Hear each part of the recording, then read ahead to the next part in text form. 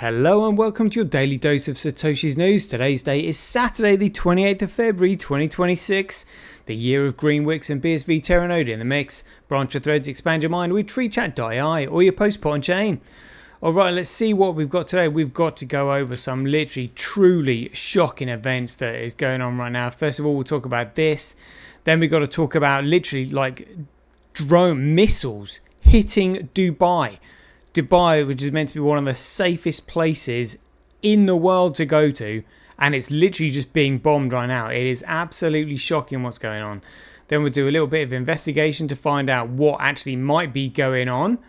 You know, we probably all know. We'll have a quick look at the figures, got some 365 days of Bitcoin history, and then we'll finish with the Kelly Schweller countdown. Right, let's get into it. Craig says he's Satoshi, like a cowboy in the West, riding on the blockchain that they call the very best. 1 million strong, and transactions flying free. He's acclaiming his legacy, you'll surely see.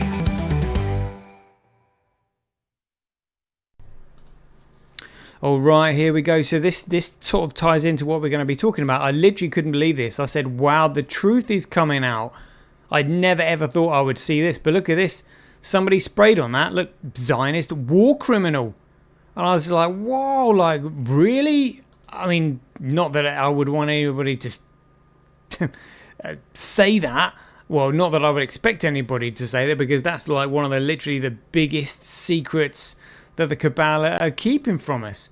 But they said here, breaking news, pro-Palestinians deface a Winston Churchill statue in Parliament Square, and daub Zionist war criminal on the plinth and free Palestine on the body. Churchill supported a Jewish homeland for Jews as early as 1906, and as a colonial secretary helped implement the 1917 Balfour Declaration. Yeah, there's all of that. I mean, but there's still a lot of people that don't know what's going on.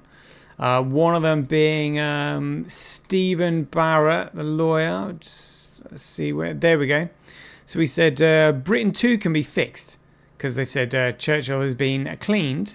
But I've said here, look, Churchill bombed Berlin, a civilian target, 8 times prior, and in order to provoke Hitler into bombing London. I wonder how many people know that. Yeah, not many at all. Talking about bombing London, I mean, literally, we've just got to look at what's going on here in Dubai. This is absolutely shocking. So yeah, let's get straight into Dubai then, shall we? And here's some video footage. This is a deadly suicide drone that essentially crashes into a building. Oh my God. Now in this clip, you're going to see the Burj Khalifa in the background, and you can see a sort of drone making its way down as well.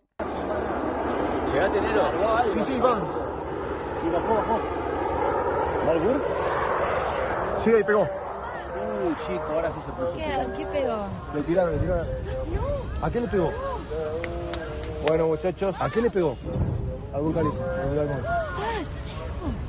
Me está jodiendo, boludo. Mirá la grúa, boludo. ¿Se mueve la grúa? No. ¿La grúa que está en el otro edificio? No veo nada yo. ¿A dónde está el avioncito, boludo? Ahí está, bajó, ahí se vio. Mirá el humo. ¿A dónde, boludo? Mirá, dale, pará. Wow, that is insane. More here? Yeah.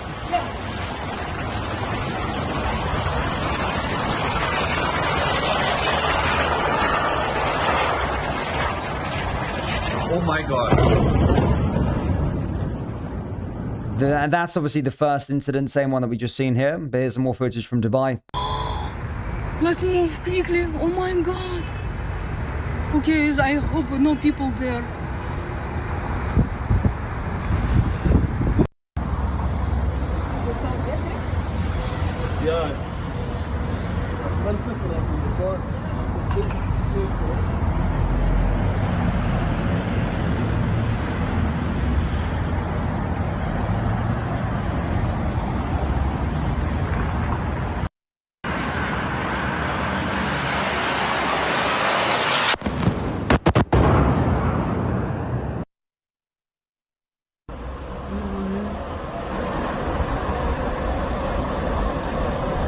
देख के गया तो ले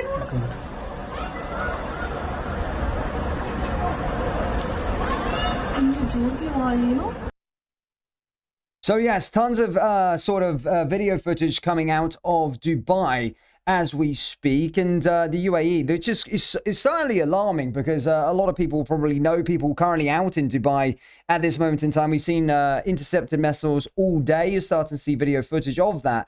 And whilst that is something of great concern, of them having to intercept the missiles and protecting themselves, seeing suicide drones actually start to emerge and attacking the UAE is a major concern. Yeah, you can say that again. So what might be going on then? Let's have a listen here.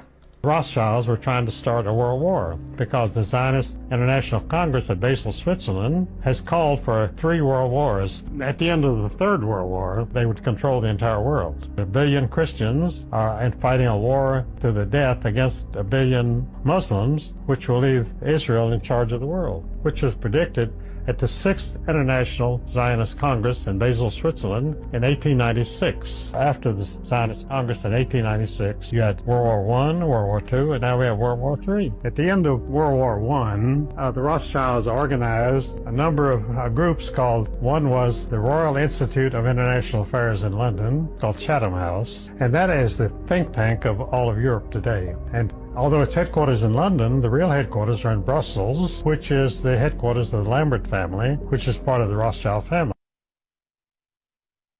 And then have a listen to this.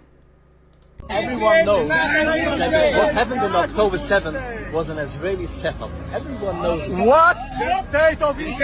Look at him smile!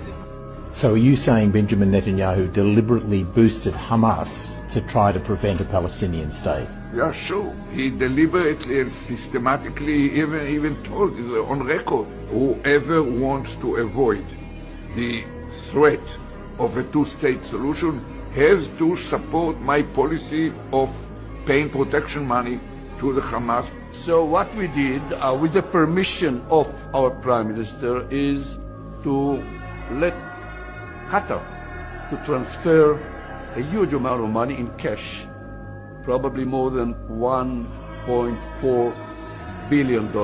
By doing it, we increase the power of Hamas. Only Bitcoin's going to stop this. And then just listen to this 2-minute video here as well. The first thing that he heard was they were talking about the fact that Israel didn't look as if it was getting prepared to attack Iran anytime soon. This was a problem. Even back in June 2005, they were apparently concerned that what it was that was planned on some kind of a timeline wasn't rolling out according to schedule. They were in a hurry, and this is important to understand, they were in a rush to try and roll out this sequence of events. Now, what he described is what the sequence of events was. It starts with Israel attacking Iran. The plan is for either Iran or for China to retaliate after Iran is struck with a nuclear weapon. At that point, there will be a limited nuclear exchange in the Middle East, followed by a ceasefire. He heard this being planned in this meeting. This is being choreographed. It's like the script for a movie. This is exactly what's intended to happen. In this rollout of this crazy scenario, where it is intended that there will be a limited nuclear exchange in the Middle East, the idea is that as the world looks upon this with horror, then they will demand from their governments that there are heavy controls over travel, over communication, over people who meet, over people who protest in the streets. They want to make sure that they don't have crazy bombers on airplanes, crazy bombers in the shopping malls. They want to make sure, and because people will be driven into fear by this, they'll request and demand and insist on heavy controls from their governments, which will be justified. And this is where you're going to kind of get the martial law situation in all the Western countries. It's intended as a justification. All of this is just the start of something, because this story gets much bigger, and it's pretty horrifying. It is indeed pretty horrifying. And what he says there, is that they were concerned. They're speeding things up. They were concerned about a particular timeline that wasn't going on. And that's interesting because that says here, Rockefeller said in his secret covenant, he said, drop by drop, we will advance our goal. We will take over the land, resources and wealth to exercise total control over them. We will deceive them into accepting laws that will steal the little freedoms they will have. We will establish a monetary system that will imprison them forever, keeping them and their children in debt. And the last part was, it said this covenant must never ever be known to exist. It must never ever be written or spoken of, for if it is, the consciousness will spawn. It will release the fury of the prime creator upon us, and we shall be cast into the depth from whence we came, and remain there until the end of infinity itself. So what on earth is going on? Well, there seems to be literally a satanic cult here. And just like they said, that gentleman described there, listen to this, the Third World War that was predicted by Albert Pike, or planned. The Third World War must be fomented by taking advantage of the differences caused by the agenda of the Illuminati between the political Zionists and the leaders of the Islamic world. The war must be conducted in such a way that Islam, the Muslim Arabic world, and political Zionism, the State of Israel, mutually destroy each other. Meanwhile, the other nations, once more divided on this issue, will be constrained to fight to the point of complete physical, moral, spiritual and economical exhaustion. We shall unleash the nihilists and the atheists. We shall provoke a formidable social cataclysm, which in all its horror will show clearly to the nations the effect of absolute atheism, origin of savagery and the most bloody turmoil. Then, everywhere, citizens obliged to defend themselves against the world minority of revolutionaries will exterminate those destroyers of civilization, and the multitude disillusioned with Christianity, whose deistic spirits will form that moment be without compass or direction, anxious for an ideal but without knowing where to render its adoration, will receive the true light from the universal manifestation of the pure doctrine of Lucifer, brought finally out in the public view. This manifestation will result from the general reactionary movement, which will follow the destruction of Christianity and atheism, both conquered and exterminated at the same time. So they're Luciferians. That's literally what they are, and this is the plan that we're following. And that letter there, written by Albert Pike to Giuseppe Mazzini, was published on the 15th of August 1871, which is exactly why they did the Nixon shock on the 15th of August 1971, because it was the 100-year anniversary to that letter. Because they knew once they had control of the financial system that all of their other plans would just simply fall into place like dominoes. And that's what's happening. Literally, the only way we get out of this is with Bitcoin. And that is it. That is it. So talking about Bitcoin, let's have a quick look at the figures there. We've got Gradecoin at 66,824. B crash, $450. Fisher price cash, who cares? The Bitcoin at $16 there, or 1577, top left. Hash rate 0.02, network nodes 0.16, transactions 37.9, block size 69.9. Oh, some decent blocks coming through. 11, 10, 6, 11, 1, 4, 12, 15, 11, 2, 25, 26. So more data in these two blocks down here than there is in the entire column of Gradecoin. Currently 19,857 times cheaper to transact on Bitcoin than Gradecoin. Oh, but because of these blocks here, it's actually 3.2% more profitable to mine on Bitcoin SV, genuine Bitcoin. And yet it's only $16. $16. And transactions, only 37.9. That's amazing. That is amazing. And remember, in Bitcoin, hash rate and network nodes are vanity, transactions and block size are sanity. Because you don't need network nodes or transaction rate if you haven't got the block size or the transactions. So basically, wherever the block size is, everything else will follow, including the price. But the price is the end result of all the hard work, effort and investment that has gone in prior, meaning price is the last metric to move, meaning it's the least of all metrics that matter. The one that really matters is block size, and look where that is on the original protocol and genuine Bitcoin. Let's have a look at the politics in the pie charts then, because that's where it all is.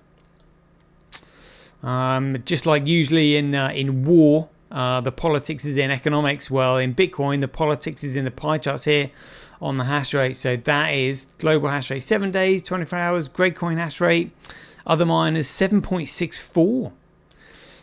B crash, other miners 18.7. Fisher price cash, oof, who cares, all over the place. But anyway, and this is Bitcoin. We'll have a look at what's on chain, see what's going on. Tau 23.6, Cube 18.9, QD Link 15.7, SA100 14.9, Gorilla Pool 9.4, Mole Pool 8.6, Mining Dutch 7, Tau Terranode 0.79, and others also 0.79. Let's have a look at the dashboard quickly. How many transactions we got here? Probably not many. Oh, actually, not too bad. 237,000 and 59. Might that be worth having a look at here? Here we go on transactions. Oh, there we go. 238,157, representing 6.5%. Oh, so above Litecoin, just below Gradecoin, so fourth. But that will change in an absolute heartbeat. Loving that. Let's have a look at the prices then. So market cap $2.2 trillion. Like, who on earth knows what on earth is going to happen with this war that they're trying to create in Iran now? You know, and missiles being dropped into Dubai. I mean, what the hell is going on? It literally just happened today. I mean, it just seems absolutely insane. You know, first of all, we had COVID, and then when that narrative started to die a death, suddenly we had the war in Ukraine from out of nowhere, and now literally from out of nowhere, we've got missiles being dropped in Dubai, which is meant to be one of the safest countries in the world. Absolutely insane. So who knows what's going to happen to these things? Are they going to crash the market? But I would say they're all doing it because of Bitcoin, because of the scaling of it. That's what they're scared of. So we've got Gradecoin, $67,000.24. Look, price went down there. Did somebody know something? And then it's just gone up during the day a little bit. I mean, that's coordinated selling.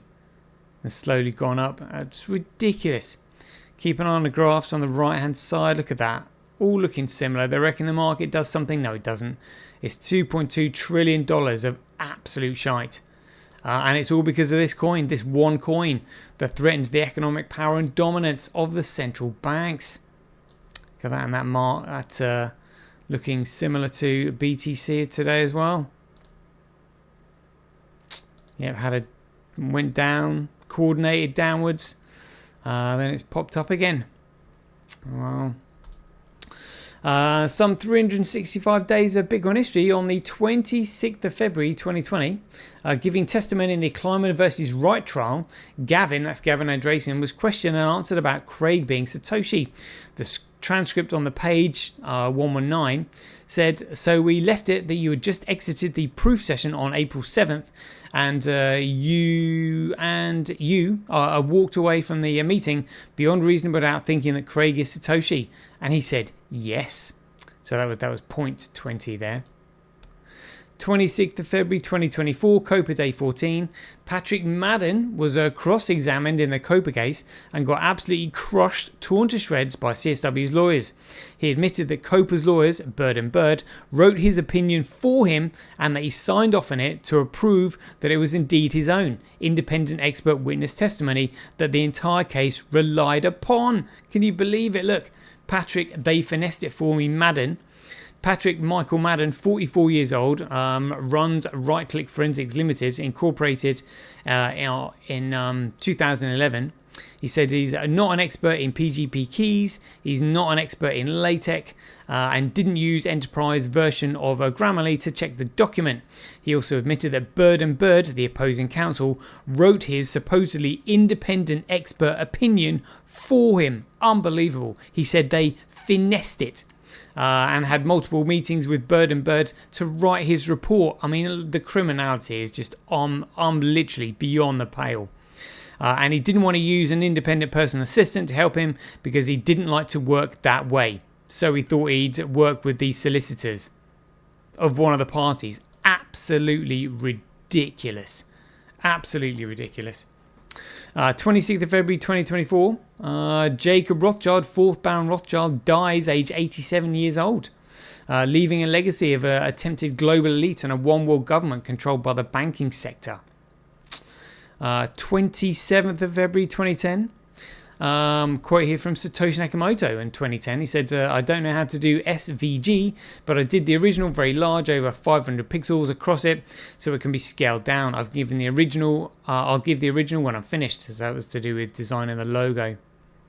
27th of February 2024, Copa Day 15.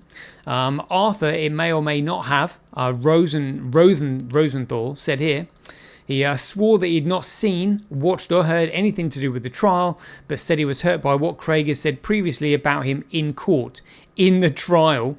He also didn't think that the Bitcoin white paper could have been written in latex, but it could have been. Honestly, absolutely ridiculous. On the 28th of February 2024, 2 years ago, the Bitcoin BSV chain surpassed 10,000 gigabytes in size compared to BTC. And as Satoshi Nakamoto said, it is strictly necessary that the longest chain is always considered the valid one. Look at that, and it's 10,000 gigabytes in front compared to BTC. It would take BTC 1,000 years to catch up with that. And on the 28th of February 2024, also in the Copa case, day 16, the Satoshi trial, Professor Sarah Mickeldron said, it was not my intention to mislead, in reference to casting doubt on the legitimacy of the signing session that Craig Wright did with Gavin Andresen to prove he was in possession of the Satoshi private keys.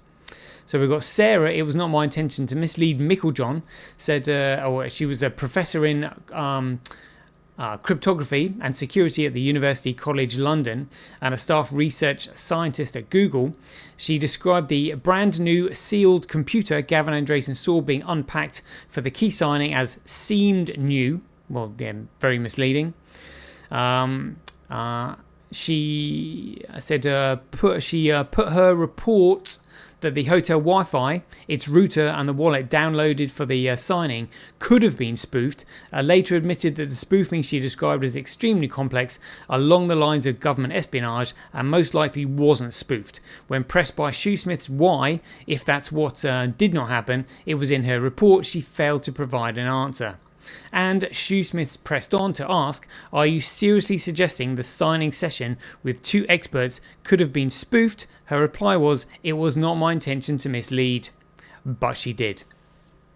Yeah, and I would look at the profile of her face and her nose to indicate what she might be.